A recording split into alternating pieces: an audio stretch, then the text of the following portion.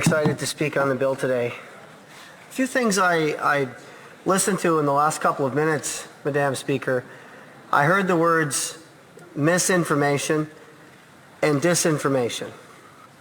And in our own society, it seems like if there's information that's put out there by the woke society, then that's good information. But if somebody has a difference of opinion, that's horrible information. I want to give you an example from my own province of New Brunswick where this is prevalent.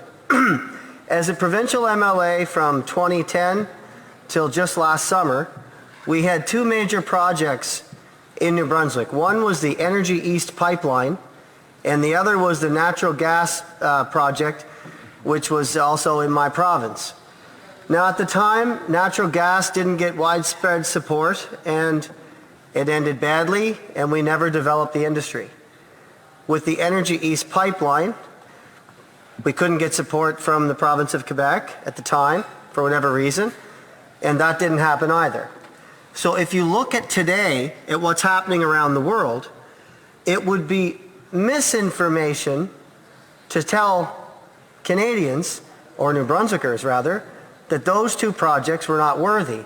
Because if you see what's happening in the world today, and you look at the energy sector around the world, New Brunswick would be well positioned to have its gas industry and very well positioned to have a pipeline sent from Alberta to both New Brunswick and Montreal.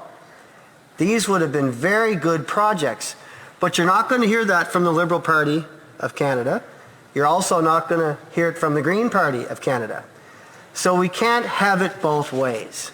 So what you see here today, Madam Speaker, if we talk about the Charter of Rights and Freedoms, that's really about what's at stake. Now, although I'm not a lawyer, I will speak about this in general terms where I think it's understandable. Freedom of thought, belief, opinion, and expression. Freedom of the press and other media of communication. Section 2B of our Charter of Rights and Freedoms guarantees us all the liberty to express ourselves without reserve and without coercion from the state. That is a core principle of our constitutional heritage in this country. Although it was embedded in the Charter in 1982 from the Prime Minister's own father, it goes back hundreds of years through the English liberty, this parliamentary system transmitted from one generation to the next. I'm going to give you a quote from Sir Winston Churchill. "Everyone is in favor of free speech. Hardly a day passes without its being extolled, but some people's idea of it is that they are free to say what they like. But if anyone else says anything back, that is an outrage." And we see that in this country. Now, I understand the precedent of a war and how that's the biggest issue of our time. But in this country, it's all too often where the woke community can go out and spew what they like and drive it down everybody's throat and then try to compare us to American politicians, which couldn't be any further from the truth. But see, that is an example of misinformation and disinformation, just as another example. This bill seeks to take away that right and those freedoms, Madam Speaker.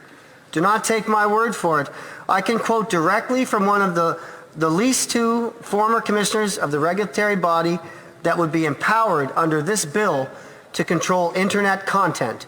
Peter Menzies described the bill as an assault on freedom of expression. Another former CRTC member explained that it would allow political appointees to determine what we see and what we say on the internet. Senator and great writer David Adams Richards from my home community of Miramichi said something along this level. It was like a knife through the heart of the freedom of expression we enjoy in this country. These are some quality names, some very well-known individuals who have some very strong points on this. I'm splitting my time with the Member of Parliament from Haldimand, Norfolk. I forgot to mention that, Madam Speaker. There is a lot we do not know about this bill. First, because numerous of its amendments were voted before they were even made public to the committee. The Liberals want a series of bureaucrats, unnamed, unelected, and unknown, to decide what Canadian content is heard and what is not heard. I'll give you an example. Mainstream media.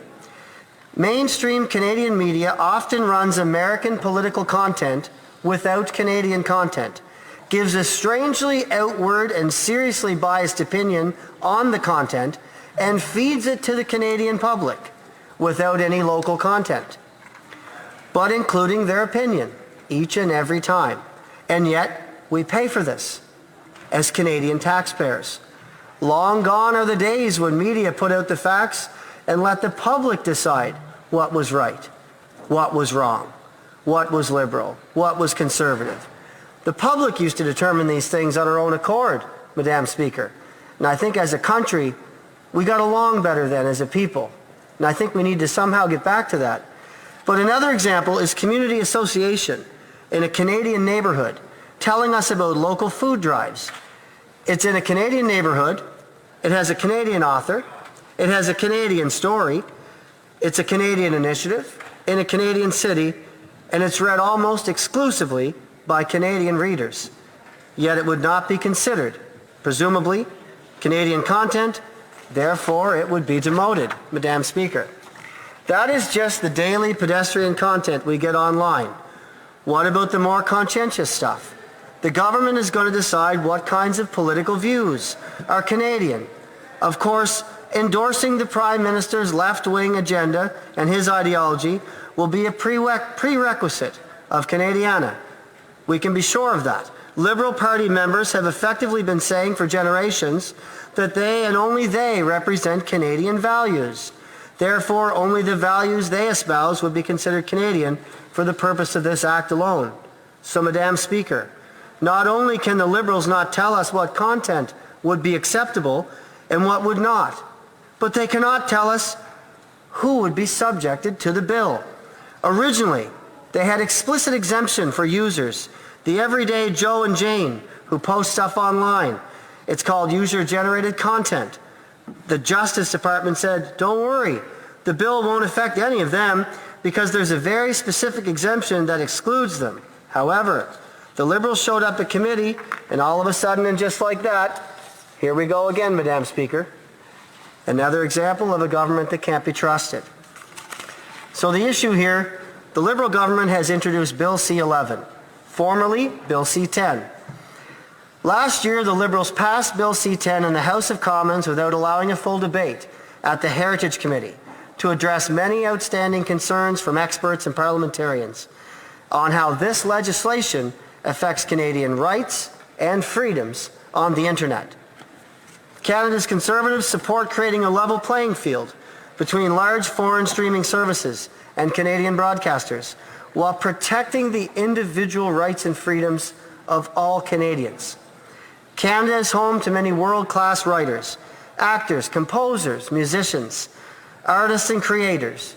Creators need rules which don't hold back their ability to be Canadian and global successes.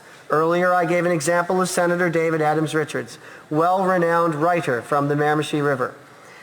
This bill is a near copy of the Liberals' deeply flawed Bill C-10 that fails to address the serious concerns raised by experts and Canadians. While the government claims there is now an exemption for user-generated content, the legislation allows the CRTC to regulate any content that generates revenue directly. 1 minute. Thank you, Madam Speaker. The people need to be free to see anything that's available so they can make their own decisions for themselves. That's the liberty we have in this country on what's important, what's right, what's wrong, what's just and unjust, and what the facts are.